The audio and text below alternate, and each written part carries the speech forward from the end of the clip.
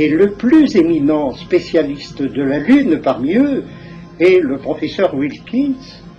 Wilkins a dit que l'on a remarqué la transformation de plusieurs cratères. Et cela a été notamment confirmé par Maurice Chatelain, qui a travaillé 20 ans à la NASA, dont 10 années sur le programme informatique des Apollo.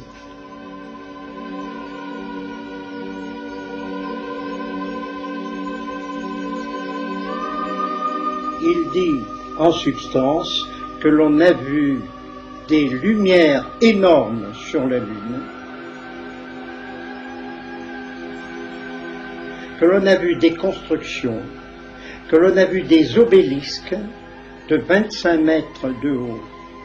Deuxièmement, sur d'autres cratères beaucoup plus actifs que ceux du site d'Apollo 11, on a souvent prétexté des pannes de caméra, des oublis de pellicules photographiques. Et tout cela vous explique ce que l'on cache au public. Okay, Neil, we can see you coming down the ladder now. Neil, we can see you coming.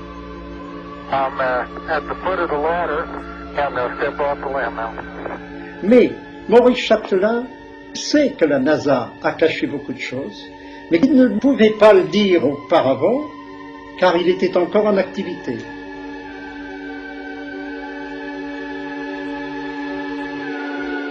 Donc ça bouge là-haut. Et donc il y a une activité de génie civil.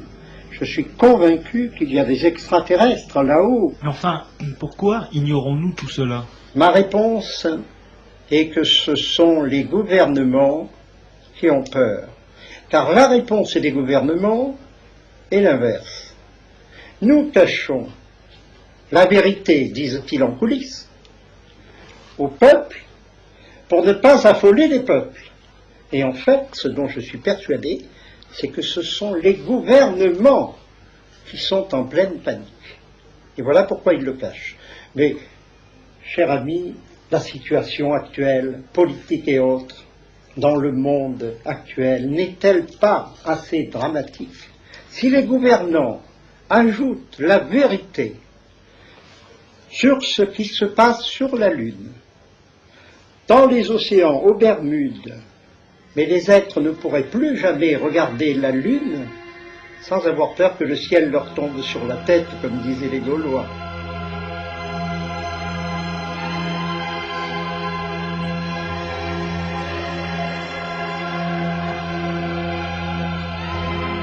Nous sommes au seuil de 20 années de bouleversements de toutes sortes, géologiques, humains, psychologiques, sociaux, moraux, etc.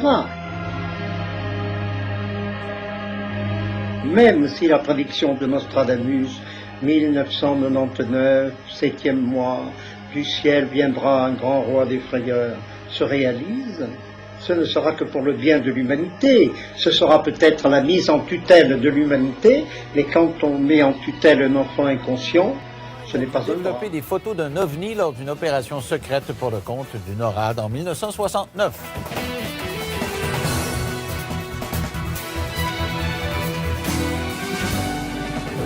Alors, vous savez que le dossier OVNI m'intéresse, même si je suis assez dubitatif là-dessus. N'empêche que je trouve que ça vaut la peine d'en parler, surtout avec ce que la NASA a ouvert comme possibilité là, au cours des dernières années. Alors, la question que je me pose à chaque fois, comment ça se fait qu'il n'y a pas quelqu'un?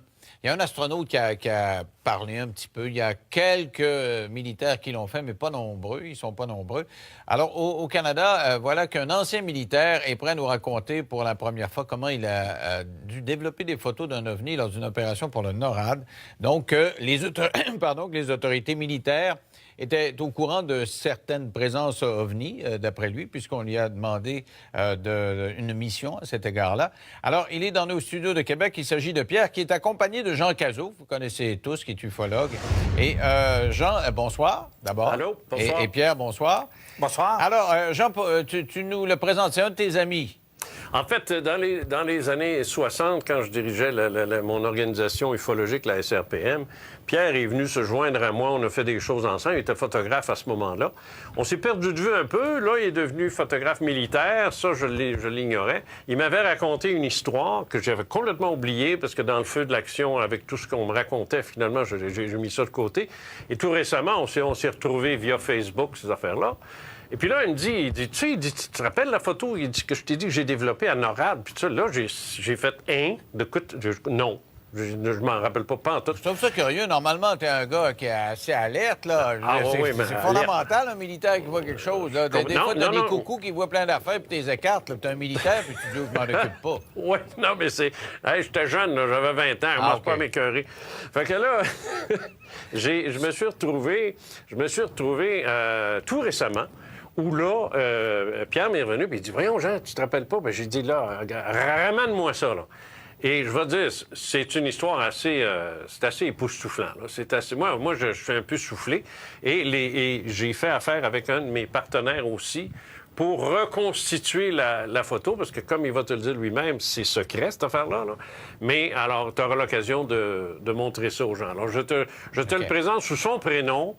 Il s'agit de Pierre, ex-militaire des Forces armées canadiennes. Et tu lui as conseillé de pas donner son nom de famille parce que tu dis tu vas te faire écœurer. C'est ce que c'est ça, ouais. Okay. Ouais. Bon, alors, Pierre, d'abord, vous étiez dans l'armée ou vous étiez photographe? J'étais photographe dans l'aviation. OK. Alors, qu'est-ce qui est arrivé? Racontez-moi, là. Vous étiez photographe et qui vous a demandé de prendre une photo? Pourquoi? Premièrement, la photo, c'est pas moi qui l'ai pris. OK.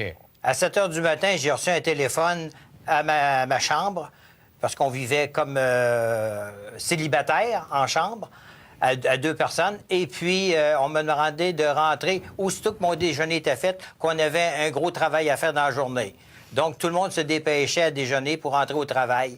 Et c'est une fois rendu à la section de photographie de la base de North Bay qu'on nous a demandé, avec la police militaire qui était sur place, on se posait des questions, qu'est-ce qu'elle faisait là, puis on craignait un peu, parce qu'on est toujours sur une tension dans ce temps-là, quand la police est autour de nous autres, et ce qui est normal un peu.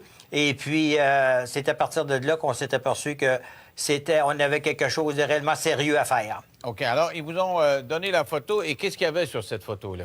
Il y avait la photographie d'une soucoupe volante qui avait été prise, je dirais, par un photographe militaire, donc qui était sur un négatif 4x5 noir et blanc de film plus X que plusieurs personnes qui sont en photographie connaissent le matériel. Et puis, cette photographie-là était à hauteur d'arbres matures. Et vous ont dit que c'était top secret. En partant, vous étiez très encadré. Il paraît qu'il y avait beaucoup de monde autour de vous, là. Tous les gens qui étaient dans la section étaient des gens classés secrets. Donc, 8 photographes, plus la police militaire, plus le capitaine de l'aviation qui était sur place, qui commandait. Alors, qu'est-ce qu'on vous demandait de faire? On nous a demandé d'aller en laboratoire. Pour moi, on m'a dit, vu que j'étais le plus jeune, dernier rentré, comme on dit, d'aller dans le laboratoire et de faire un test épreuve avec le négatif en question. Et j'ai été accompagné de la police militaire qui surveillait tous mes mouvements, tous mes gestes, tout le papier que je pouvais utiliser et nous suivait à l'œil partout, même qui fouillait nos poches. Ah oui? Et c'était quoi le rapport avec NORAD? Parce que NORAD, c'est nord-américain, donc les Américains ont à voir là-dedans, là. Bien, premièrement, la base de North Bay, il y avait la défense nord-américaine qui était sur place, le souterrain qu'on appelle le SAGE, qui était à plusieurs centaines de pieds sous terre dans le granit cambrien. Était une base de défense de la NORAD avec tous les écrans radars sur place. Et puis, on avait même des militaires américains qui travaillaient dans la section photographie avec nous autres. À tous les jours, on les côtoyait. OK. Alors, ils vous ont demandé de faire plusieurs copies de ça. On a fait des milliers de copies.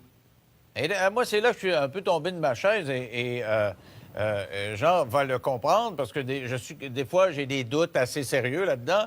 Faire des milliers de copies pour quelque chose qui est top secret, pour moi, c'est un peu antinomique, c'est un peu contradictoire. Tu ne fais pas des milliers de copies d'une photo si tu veux la garder secrète. Pour les militaires, c'est pas une question de quantité, c'est une question de d'être distribués à tous leurs spécialistes dans tous les départements de la NORAD à travers la planète. Mais là, s'il y a des milliers de personnes qui ont cette photo-là, moi, je connais assez la nature humaine parce que quand quelqu'un a un scoop, il nous appelle, puis nous autres, il nous donne des informations. Comment se fait que vous êtes le seul à avoir communiqué avec les médias? C'est des milliers de personnes qui ont vu cette photo-là. Là. C'est bien simple, c'est qu'on était classé secret. Et quand tu es classé secret, tu ne peux pas dire un mot à moins de vouloir passer le restant de tes jours en prison. Ah ouais? Mais vous êtes tenu au secret pour combien de temps? 20 ans. Donc, ça fait plus que 20 ans. C'est pour ça que vous vous sentez libre de parler, puis il ne pourrait pas prendre de procédure contre vous? Je te dirais que la liberté, je l'ai compris du moment où je me suis dit, si mon patron hiérarchique, qui était l'ancien ministre de la Défense, Paul Hilliard, qui en parle ouvertement sur YouTube et sur différents Ben oui, j'ai vu ça. Je médias. me suis dit, est-ce que cet homme-là est en dépression? Je sais pas quoi, parce qu'il dit des choses quand même. Il dit des choses qui sont réellement vraies.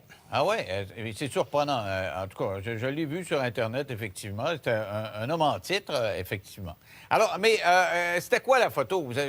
Qu'est-ce qu'il y avait? Vous me dites une soucoupe volante. C'est quoi? Qu'est-ce qu'on voyait? C'est un très bel appareil qui était photographié avec une qualité incroyable. Mais vous n'avez pas naturellement. gardé de copie parce que c'était top secret, mais vous avez pu faire un espèce de croquis, là, tu sais? Le croquis a été fait à partir de notre mémoire, comme on dit, parce que c'est un souvenir que tu n'oublies pas. Alors, je vais demander, Jean, de me décrire ça, parce que c'est sa tasse de thé. C'est quoi, ce Jean, ce qu'on voit là? Oui, alors, ce que tu as devant toi, c'est une reconstitution qui a été faite par mon partenaire, Jean Lavergne, de Digifilm. Alors, ce qu'il a fait, lui, c'est qu'à partir des informations fournies par Pierre, il a fait une première esquisse. Après ça, on a montré ça à Pierre. Il a dit « Ah non, il n'est pas le bon angle, il n'est pas dans le bon sens », puis ainsi de suite.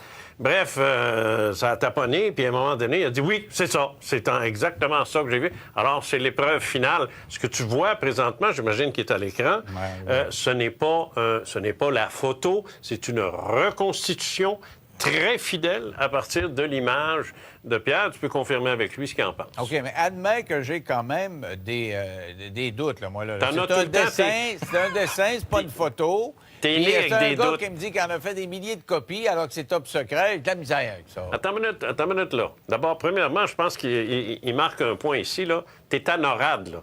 C'est des dizaines et des dizaines de milliers de militaires, parce que c'est canado-américain, cette affaire-là. Là. C'est autant les États-Unis. C'est un réseau de surveillance. Et si tu regardes bien dans la dénomination de la base et de la définition de tâche de NORAD, surveiller tout vaisseau aérien et ainsi de suite. Alors, je dis, ça rentre en plein dans leur cahier de charge d'avoir sous les yeux l'appareil en question. Et j'imagine que Ça, ceux qui ont eu... Ça, je comprends, mais, Bon. mais ça, c'est le secret avec des milliers de copies de la misère avec ça. On va faire une pause. Au retour, tu fais un lien, toi, avec un cas dont tu as déjà parlé dans tes livres, dont tu m'as déjà parlé. Oui. On va essayer de comprendre après la pause en 3 minutes. Avec moi, Jean Cazot, qui est accompagné de son ami Pierre, un ex-militaire qui était photographe dans des installations de NORAD et qui dit avoir fait des copies d'une photo qui avait été prise éventuellement par un photographe militaire d'une soucoupe volante. Alors, avec moi, Jean Cazot. Jean, tu fais un lien avec ce qu'on a appelé l'incident du lac Falcon. Oui, moi, C'est quoi, ça, là? Ouais, je fais un lien avec ça, avec Saint-Jean-d'Iberville, avec plusieurs autres dossiers. Je t'explique rapidement, là. D'abord, premièrement, ce que Pierre vient de raconter, ça s'est passé en 1969. Ça, faut pas le perdre de vue, ça. Alors, dans ces années-là, moi, les cas que je ramassais, les cas que j'étudiais, parce que j'étais en plein dans ça, là, moi, je commençais ma carrière, là, ce qui est intéressant, puis ce qui m'a frappé, c'est la description que les gens faisaient de leur ovni ou de leur objet, et qui est tout à fait similaire à ça, incluant les 3 pods qui y a en dessous. Alors, les espèces de renflements que tu as sous la coque, ça, c'était fréquent. Ça, c'est quelque chose que... Il faut quasiment être là-dedans là, pour savoir ça. T'sais. Alors moi, j'ai trouvé ça bien intéressant qu'il y ait eu ces 3 pods-là sur lesquels les objets se posaient. Un l'a fait à Falcon Lake, au Manitoba, en 1967, où un prospecteur minier l'a vu, l'a touché, est sorti de là irradié, brûlé au 3e degré. Ça a été toute une histoire. C'est d'ailleurs la seule histoire d'OVNI qui s'est retrouvé à la Chambre des communes versus Léo Cadieux, qui plus tard est devenu gouverneur général. Il a même essayé en tant que gouverneur général d'en savoir plus. Ça a été impossible. C'est pour te dire jusqu'à quel point Pierre avait raison quand il parlait du secret. On dit qu'il aurait été brûlé. Là, on voyait des cicatrices sur son corps, là, et qu'il y aurait eu des traces de feu. Mais moi, je regardais un petit peu là, sur Internet. Les enquêteurs ont des doutes parce qu'il paraît qu'il a changé souvent de version. Et puis que c'était un gars qui était pas nécessairement fiable. Alors, leur hypothèse, c'est que il se serait infligé lui-même ces brûlures-là, puis parce que le site était un peu radioactif, il aurait répandu du radium autour pour que ça allait radioactif. Tu vois, c'est la raison pour laquelle je veux pas que Pierre donne son nom, parce qu'il va se faire écœurer par des niaiseries pareilles, par des gens qui sont sceptiques, qui comprennent rien, puis qui veulent pas comprendre.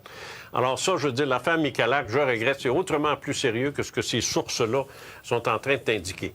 Il y a Saint-Jean-d'Iberville qui s'est passé en 1971. Ça, c'est en 1971. C'est un dossier sur lequel j'ai travaillé, près de l'école de Kingston, pour les militaires, encore une fois. Et là, c'est un autre vaisseau qui s'est posé, ovale, la même chose, la même forme, avec la fenêtre là, qu'on peut voir sur la photo aussi, tous les mêmes détails. Et ça, c'est en 71. Alors, c'est un peu comme si tout ce qui s'est passé dans ces années-là, c'était très actif. Il ne faut pas oublier qu'au Canada, il y avait à ce moment-là Space, ça vient de me revenir, je vais oublier le nom. En tout cas, c'était à l'Université de Toronto, il y avait une organisation qui étudiait le phénomène OVNI. Il y avait Roy Tennyson, à qui j'ai parlé il n'y a pas tellement longtemps, et qui m'a dit, vous savez, M. Cazeux, on partait de Toronto, on s'en allait au Pentagone, on s'en allait voir des photos d'OVNI, un peu comme celle de Pierre.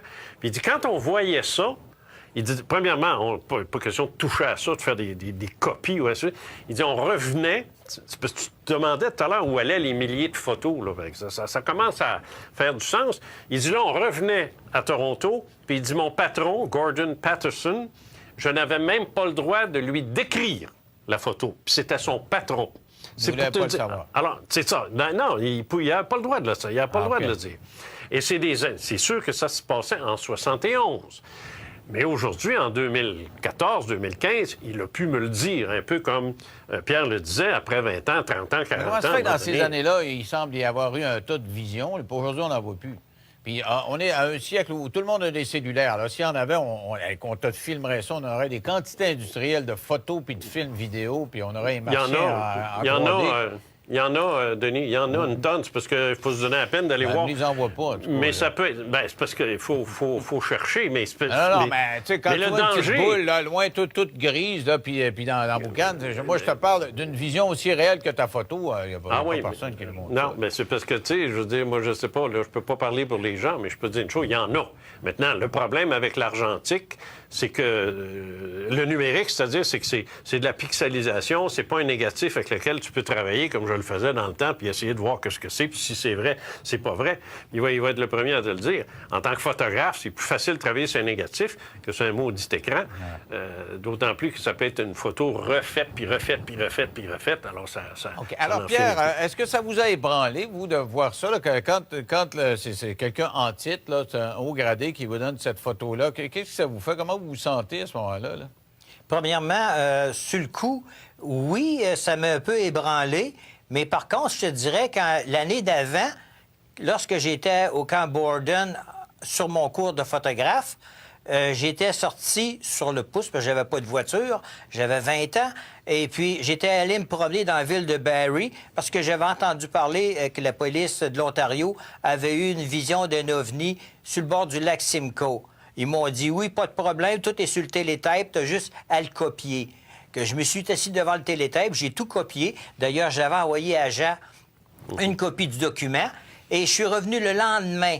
Il n'y avait plus rien, puis ça n'avait jamais existé. Sauf que moi, j'avais déjà copié le texte qui était là. Mais ça n'avait jamais existé. C'était tout dans ma tête. Alors, si vous voulez, on va faire une pause. Et puis, je vous demanderai à tous les deux si vous avez confiance en Mme Clinton. Si elle se fait élire, si elle va faire la lumière là-dessus. Elle a encore parlé de ça dans cette campagne des primaires. On en parle dans 3 minutes après la pause. Avec moi, Jean Cazot et son ami Pierre, qui a traité des photographies il y a plusieurs années pour le compte du NORAD, une photo qui montrait une soucoupe volante, d'après Pierre. Alors, Jean, si c'est vrai tout ça, le Pentagone, qui a des documents secrets, NORAD, qui a des documents secrets. Bill Clinton, quand il était président, il dit qu'il a demandé ça, puis il n'y a pas grand monde qui a donné beaucoup de preuves. Mme Clinton, interrogée là-dessus encore dans les primaires, dit je vais en demander des preuves. Penses-tu qu'ils vont lui donner ou c'est parce que ça n'existe pas, dans le fond? C'est peut-être une grosse légende urbaine. C'est pour ça qu'on ne donne pas ça au président. Ouais, non, pas du tout. Moi, je pense que Hillary Clinton est en train de suivre les traces de son mari parce qu'à un moment donné, on en a parlé ici même à cette émission-là, quand Hillary Clinton a rencontré Lawrence Rockefeller, qui lui a dit « Moi, je suis prêt à mettre de l'argent, puis je suis prêt à mettre ce qu'il faut si le gouvernement me suit dans ça pour faire des recherches, puis c'est ci, puis c'est ça. » Elle a intéressé son mari à ça. C'est là, lui, qui est arrivé puis qui a dit dans une entrevue, il dit « Vous savez, il dit, à travers ce gouvernement-là, il y a un autre gouvernement. » Bon, ça, c'est une déclaration qu'il a faite que tout le monde a trouvé un peu bizarre. Moi, je veux te dire, si Hillary Clinton dit qu'elle va s'intéresser au phénomène OVNI, sortir des documents, moi, je veux dire, ça a de la valeur plus ou moins à l'heure actuelle. Par contre, si elle devient vraiment candidate démocrate, ça devrait être fait, là, à moins que Sanders remonte, là, ça va devenir intéressant, et surtout dans les mois qui précèdent la novembre. Alors, si elle continue d'en parler en septembre-octobre, là, ou qu'elle risque d'être présidente, là, ça devient sérieux. Mais si elle arrête d'en parler, ben là, c'est comme on va l'avoir oublié, puis ça aurait été une espèce de... Moi, je pense que même si elle continue à en parler, quand elle va rentrer, elle va arriver avec rien. Alors, si elle arrive avec rien, vous autres, vous allez...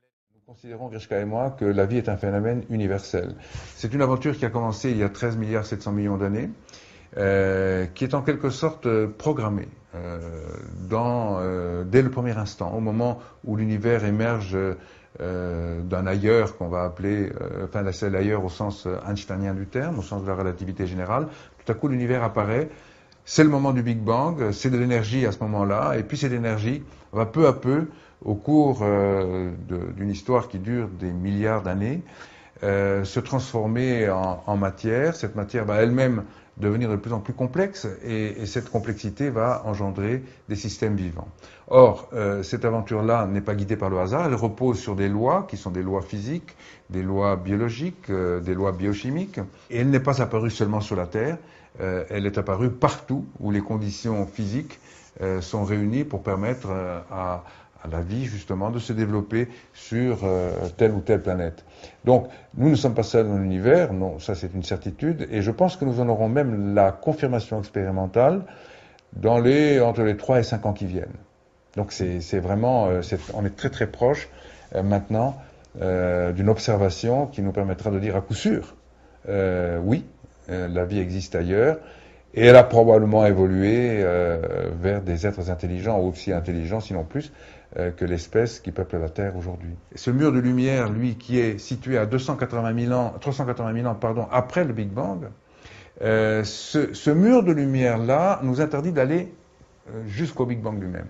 Planck aura pour objectif de regarder à travers, d'une certaine manière, bien que le mot soit faux, mais c'est une métaphore qui permet de comprendre que sa mission sera de percer, d'une certaine manière, cette surface pour aller jusqu'au moment du Big Bang. Et là, pour recomposer les premiers instants de l'univers. Alors, c'est pas Planck qui nous permet d'avoir une idée plus précise de la vie ailleurs. Ce sont des satellites comme Corot, par exemple. Corot, lui, observe des étoiles qui sont semblables à la Terre, ou en tout cas dont les caractéristiques peuvent se rapprocher de celles de notre Soleil, des étoiles donc qui abriteraient des systèmes solaires, et on peut espérer qu'il découvrira de manière certaine la signature, puisque des planètes extrasolaires, on en a déjà découvertes, mais on n'a pas encore découvert la signature de la vie sur ces planètes, parce que pour ça, il faut un certain nombre de conditions, que ces observations sont difficiles, ces planètes sont loin.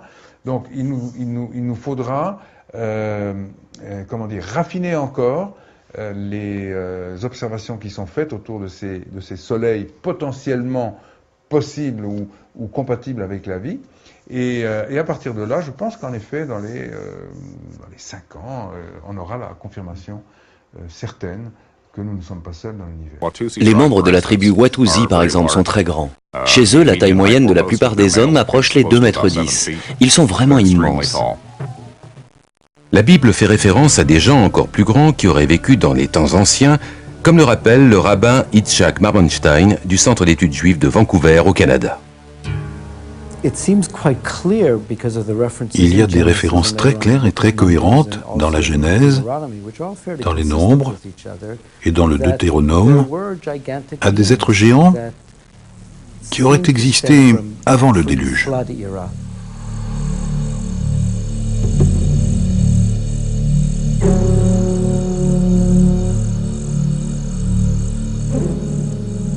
Est-il possible que les conditions environnementales du passé aient pu favoriser le développement de géants?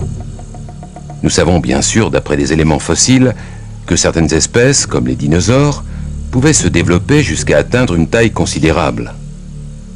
Carl Baugh, archéologue, est partisan de cette théorie, séduisante mais très controversée.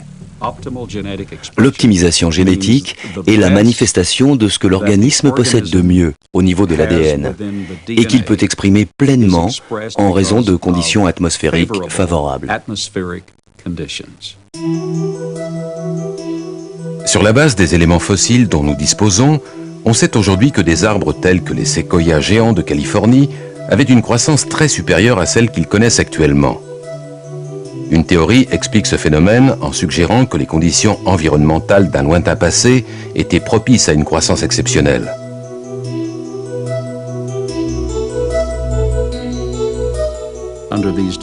Dans ces conditions, les plantes et les animaux vivaient plus longtemps et étaient beaucoup plus grands. C'est précisément ce que nous constatons avec les fossiles. Les plantes avaient une bien meilleure croissance, de même que tous les organismes vivants.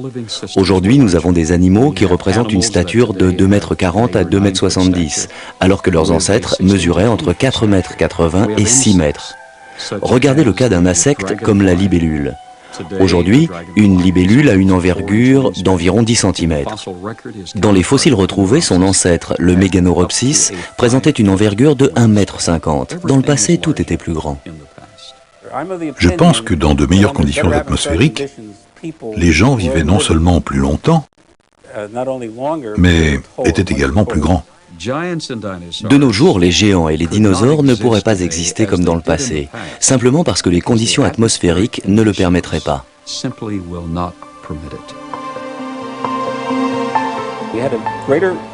À l'époque qui a précédé le déluge, la couche d'ozone était plus importante. Au moment du déluge, elle a diminué d'environ 1/7 de ce qu'elle était, et par conséquent, la vie sur Terre, telle que nous la connaissons aujourd'hui, ne peut offrir la même espérance de vie. La diminution de la couche d'ozone se traduit par une protection moins efficace contre les rayonnements ionisants venant de l'espace. Et cela concerne également les plantes et les animaux. Je m'intéresse aux conditions originales de la Terre. Et après 35 ans de recherche dans ce domaine, j'ai tenté de reconstruire le contexte initial. Pour ce faire, j'ai demandé à nos ingénieurs de construire une biosphère permettant de doubler la pression atmosphérique, d'augmenter l'énergie électromagnétique, ainsi que le taux d'oxygène, sans aller jusqu'à la toxicité, afin d'éliminer les rayonnements ultraviolets et autres. Les expériences que nous avons menées se sont révélées très intéressantes.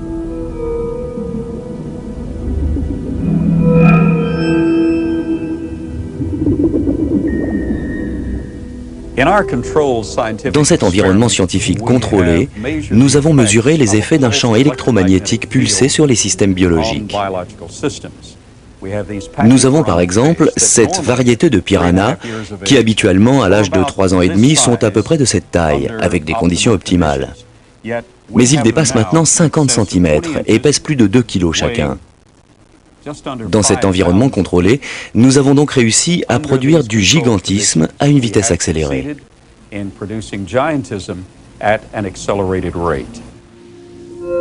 À première vue, ces recherches paraissent assez convaincantes. Le problème, c'est qu'aucun scientifique n'a été en mesure de les reproduire. Les conclusions qu'on peut en tirer semblent indiquer clairement que des êtres gigantesques ont existé à un moment donné et qu'au fil de l'histoire humaine, avec les modifications physiologiques, émotionnelles et spirituelles qui sont intervenues, Ceux de ces êtres qui ont survécu semblent avoir hérité d'un patrimoine génétique de plus en plus restreint. Mais la possibilité que l'humanité ait emprunté d'autres voies semble explicitement indiquée dans la Bible.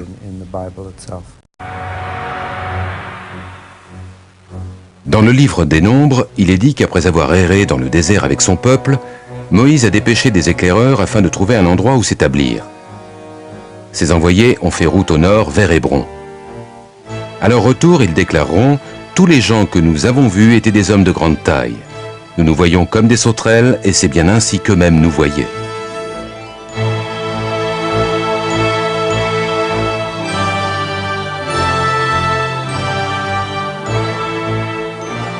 Les tribus ont poursuivi au nord-est jusqu'au mont Séhir que l'on appelle aujourd'hui Pétra en Jordanie.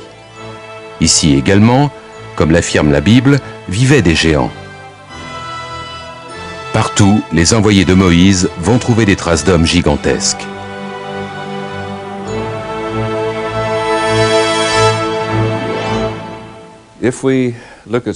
Si nous regardons ce que disent les Écritures, en ces jours, les géants étaient sur la terre, et que nous prenons cela dans un sens littéral et non pas dans l'acceptation symbolique d'hommes puissants et dotés d'aptitudes exceptionnelles, nous pouvons en déduire que les premiers hommes étaient des géants. On peut également avancer la théorie selon laquelle ces géants sont venus d'ailleurs et ont utilisé la terre comme colonie. Une idée plutôt surprenante en soi. Un autre peuple, plus ancien que les Israélites, croyait toutefois la même chose et a écrit que ces géants étaient des êtres célestes venus non pas de la Terre, mais d'une autre planète.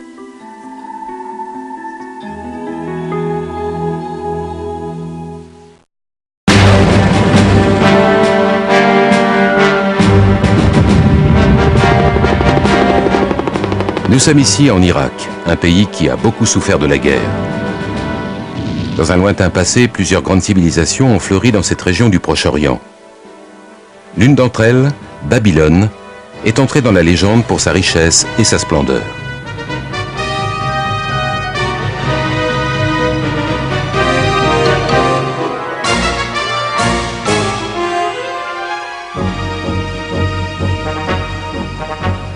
Mais longtemps avant Babylone, il y a 5 ou 6 000 ans, une autre civilisation remarquable a vu le jour dans ce qui est aujourd'hui l'Irak. Les Sumériens possédaient une culture exceptionnellement avancée. La liste de ce qu'ils ont créé ou inventé n'a rien à envier à nos sociétés modernes. Ils ont mis en place le premier système politique à 2 assemblées, le premier système scolaire, et l'on pourrait citer des tas d'autres choses. Il faut donc se demander où ont-ils pris toutes ces idées. Je pense qu'il faut se tourner vers les anciens Sumériens eux-mêmes et écouter attentivement ce qu'ils ont à nous dire, et qu'ils ont répété à maintes reprises. À savoir que leur civilisation leur avait été enseignée par des êtres descendus sur Terre depuis le ciel. Ils les appelaient Anunnaki. Dans le ciel. C'est faux. Ce qu'il a vu, c'était une aile delta, presque comme un avion furtif. L'appareil qui s'est écrasé à Roswell n'était pas une soucoupe volante, c'était un croissant volant. Les ailes volantes d'aujourd'hui sont les descendantes directes de l'aile volante modifiée qui s'est écrasée à Roswell. Dans une aile volante, le fuselage et les ailes ne forment qu'une seule pièce, créant ainsi un avion uniforme. Même si elles ont une portance supérieure et une moindre consommation de carburant, l'histoire a prouvé qu'elles étaient difficiles à manœuvrer. En 1944, les Allemands produisent une aile volante à réaction, mais la pression de la guerre a empêché ses créateurs de corriger les nombreuses difficultés techniques. L'armée de l'air américaine avait un projet d'aile volante, mais il a été arrêté en 1948 quand le crash d'un vol test a tué 2 pilotes et 3 ingénieurs. Les technologies tirées du crash de Roswell sont-elles à l'origine de l'amélioration de l'aile volante? Si les ovnis existent et que leur technologie est en avance sur la nôtre de plusieurs milliers d'années, je ne suis pas sûr que nous pouvons la comprendre. La rétro-ingénierie suppose de reproduire la totalité d'une machine déjà existante, depuis les composants électroniques complexes jusqu'à la composition chimique des matériaux de base. Ce n'est pas chose facile, même quand la machine à reproduire vient de notre Terre. Le bombardier B-29 est probablement le meilleur exemple de rétro-ingénierie. Pendant la guerre froide et les deux guerres mondiales, les militaires ont pratiqué la rétro-ingénierie avec des appareils étrangers. Il y a des cas célèbres où l'armée américaine a mis la main sur des avions russes et a copié une fonctionnalité ou une caractéristique très performante de l'un d'entre eux. Ça marche dans les deux sens, les Russes l'ont fait aussi avec nos avions. Il est certain que les armées utilisent souvent la rétro-ingénierie avec les appareils d'autres pays. Pourrait-il appliquer la même technique à des objets qui n'appartiennent pas à notre monde? Staline avait donné l'ordre de ramener un B-29 et de le reconstruire à l'identique. 31 juillet 1944. Un bombardier B-29 a des problèmes de moteur et est forcé de se poser à Vladivostok en Russie. Plus tard, 2 autres B-29 effectuent aussi un atterrissage d'urgence en Russie. Un autre appareil s'écrase en Sibérie. Les 4 avions sont conservés par les soviétiques et leur rétro-ingénierie donne naissance au Tupolev Tu-4. Les Russes ont reçu l'ordre de reconstruire le B-29 boulon par boulon. Ça représentait 105 000 pièces. Ironiquement, ce n'est pas toujours la machinerie la plus complexe qui est la plus difficile à reproduire. Les Russes n'ont pas réussi à tout reproduire. Avec le B-29, les Russes ont eu du mal à ne faire ne serait-ce qu'un petit pas en avant. Imaginez un ovni qui soit si incroyablement avancé, si sophistiqué, venu d'une civilisation qui est peut-être à des milliers d'années de nous en matière de technologie. On pourrait peut-être reproduire la géométrie des composants, mais qu'on comprenne la physique fondamentale qui se cache derrière, ça me paraît peu probable. L'affirmation que le gouvernement américain est activement engagé dans la rétro-ingénierie de vaisseaux extraterrestres a toujours été très controversée. Mais récemment, de nouveaux documents sont apparus, de prétendues preuves photographiques et écrites de la rétro-ingénierie de technologies extraterrestres. Des preuves, enfin, ou quelque chose d'autre?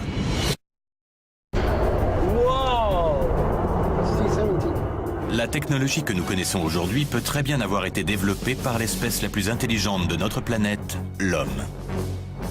Mais l'hypothèse que nous avons utilisé la rétro-ingénierie pour certaines technologies extraterrestres continue d'en intriguer plus d'un. Comme dans le cas de ces photos qui montreraient des drones militaires inspirés par de véritables ovnis. James Carrion, directeur du MUFON, a remarqué des similitudes frappantes entre les photos du soi-disant drone et un célèbre crash d'ovnis survenu en Pennsylvanie. 9 décembre 1965. Des milliers de gens dans 6 États et à Ontario, au Canada, racontent avoir vu une boule de feu traverser le ciel. De nombreux appels de témoins ont été enregistrés et existent encore aujourd'hui. Une énorme boule de feu blanche a traversé le ciel. Il y avait un objet dans le ciel 2 minutes avant 5 heures. Des débris métalliques tombent dans le nord de l'Ohio et l'objet crée plusieurs bangs supersoniques dans l'ouest de la Pennsylvanie. Selon des témoins, il finit par toucher le sol dans la forêt, non loin de Kecksburg, à une 50aine de kilomètres au sud-est de Pittsburgh, en Pennsylvanie. Les pompiers locaux se précipitent sur les lieux, mais une unité de l'armée a déjà sécurisé la zone. On raconte que les soldats ont emmené le mystérieux objet dans un lieu tenu secret, qui pourrait être la base aérienne de Dayton, dans l'Ohio. L'explication officielle est qu'une météorite s'est écrasée. Mais de nombreux témoins et journalistes sont convaincus que c'était en réalité un ovni et qu'il aurait joué un rôle clé dans le programme de rétro-ingénierie de l'armée américaine. Si on regarde les témoignages de ceux qui ont vu l'objet de Kecksburg, ils l'ont vu faire un changement de trajectoire de 25 degrés, comme s'il était contrôlé par une intelligence quand il est tombé. Les témoins disent aussi que l'appareil trouvé sur le sol était intact. Il avait creusé une tranchée sur son passage et cassé quelques arbres. Il a été enlevé par les militaires qui l'ont chargé sur un camion et l'ont emmené hors de la zone. Les recherches de James Carrion ont révélé que de nombreux témoins du crash de Kecksburg ont rapporté avoir vu d'étranges symboles sur la base de l'OVNI. Lorsque la ville a érigé un monument pour l'objet qui s'était écrasé, Les symboles ont été recréés. 40 ans après le crash, on retrouve ces mêmes symboles dans un autre contexte. Vous voyez la corrélation entre les symboles sur le drone et ceux qu'on a vus sur l'appareil de Kecksburg. Si les documents du Carrette sont authentiques, cela signifie que le gouvernement pourrait passer par des entreprises privées pour la rétro-ingénierie. Les sociétés privées constituent un gros avantage, car elles ne sont pas tenues de respecter l'accord sur la liberté d'information. Les objets que l'on voit sur ces photos ne collent pas du tout avec la physique aéronautique. Par exemple, la répartition de la masse du centre de gravité ne va pas du tout. Un appareil comme celui-ci ne pourrait absolument pas voler à grande vitesse. Ce qui me fait penser qu'il y a une sorte de technologie miracle qui dépasse tout ce que nous connaissons aujourd'hui. Peut-être qu'il s'est enveloppé d'un champ de force qui lui donne son aérodynamisme. Ce n'est qu'une spéculation, mais il est très important de prendre en compte les lois de la physique. Vous avez pu les analyser ? Oui, ce sont les images des drones. Le docteur Bruce McCabe est un physicien optique de la marine américaine, spécialisé dans l'analyse d'images. Lui et Ted Ackworth analysent ensemble les photos des drones. Ces photos ont été publiées sur Internet. Ce qu'on remarque tout de suite, c'est que ce ne sont pas des structures aérodynamiques. Non, pas du tout. Si c'est un véritable appareil qui vole réellement, c'est grâce à des moyens extraordinaires. Il pourrait être extrêmement léger et rejeter de l'air vers le bas. Il apparaît immédiatement que si ces appareils sont réels, ils défient les lois de l'aérodynamique conventionnelle. Pour voler, ils doivent utiliser une méthode de propulsion et de portance inconnue. Dans tous les autres cas, la qualité des images est plutôt mauvaise. Dans le cas de ces drones, on a ce qui semble être, pour une fois, des photos numériques bien exposées. Attendez. Il manque des pièces sur l'appareil. Elle a été prise avant ? McCabe remarque qu'une des premières photos prises en mai 2007 diffère d'une photo prise un mois plus tard. L'image la plus récente montre un appareil bien plus développé. Elle a été prise avant ? Je savais bien que c'était une version plus évoluée.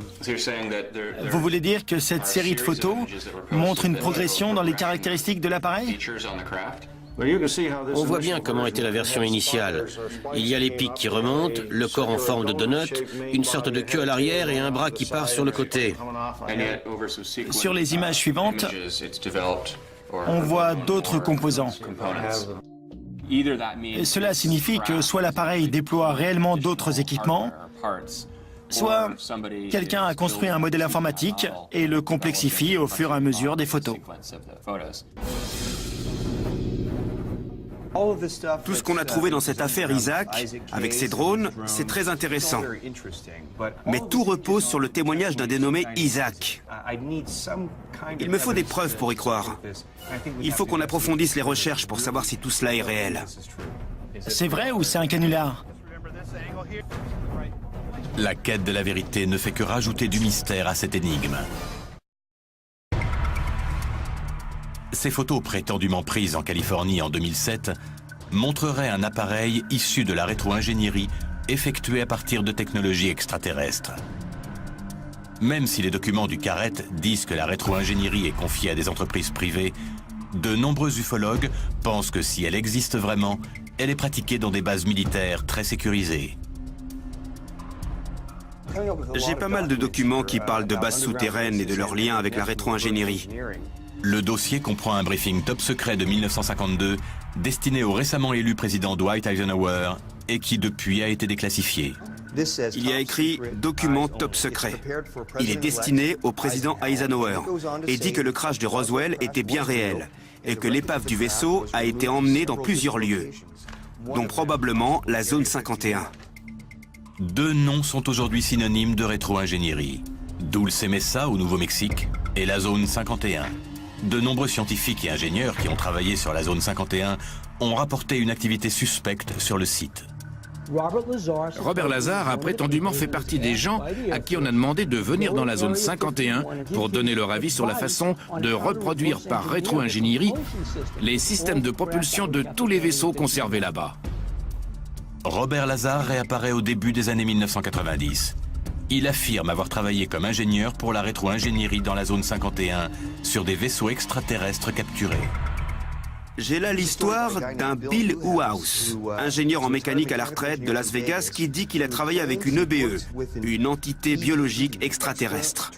Entité biologique extraterrestre, c'est ça.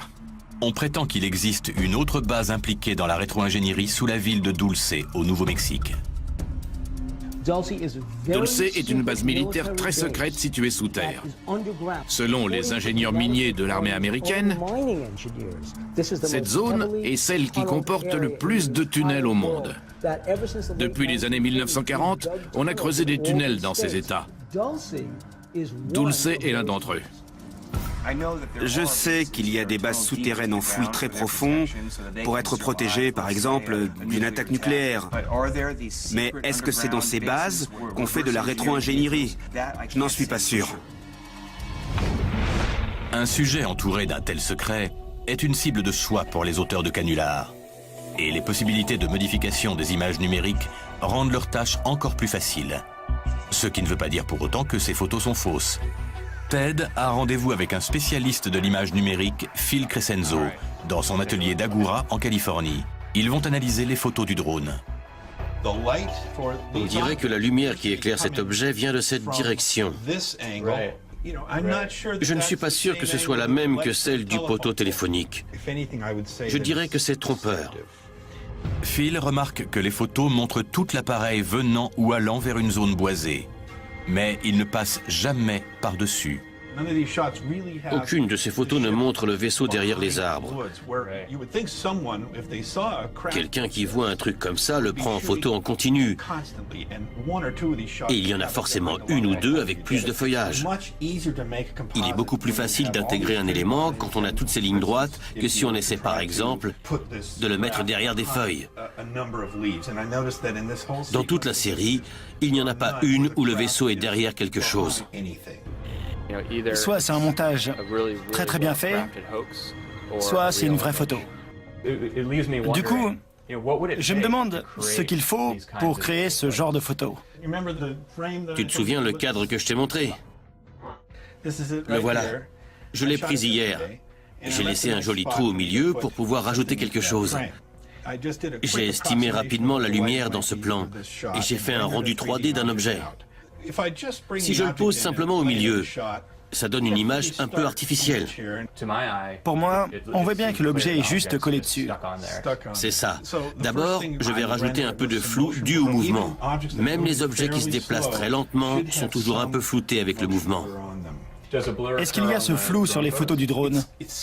J'ai l'impression que c'est ce qui manque quand je regarde ces photos. Un peu de flou. Je ne vois ni rotation ni flou dû au mouvement. On dirait qu'il est stationnaire, mais ça ne colle pas avec le fait qu'il passe par-dessus les fils électriques et d'autres éléments du décor. Maintenant, tout ce qu'il reste à faire, c'est d'appliquer le grain de l'arrière-plan sur le vaisseau. Regarde ça. C'est beaucoup mieux une fois que tu as rajouté les effets. Exactement. C'est impressionnant. Tu as réussi à me convaincre à 99% qu'il y a un ovni dans ton jardin. Donc quelqu'un qui a plus de temps pourrait créer une image encore plus convaincante. Après toute cette analyse, est-ce que tu peux dire si c'est une vraie photo ou pas? J'aurais tendance à dire que c'est une image créée par ordinateur. Au final, on n'a pas pu prouver que les photos étaient truquées. Mais on n'a pas pu prouver non plus qu'elles sont vraies. Je ne crois pas que ce soit possible.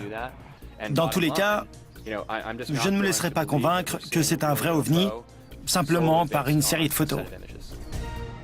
Si les photos et les documents du Carrette sont truqués, elles sont extrêmement bien réalisées. Quelqu'un aurait passé des heures à créer et à améliorer ces documents. Mais pourquoi? Pourquoi tous les témoins restent anonymes?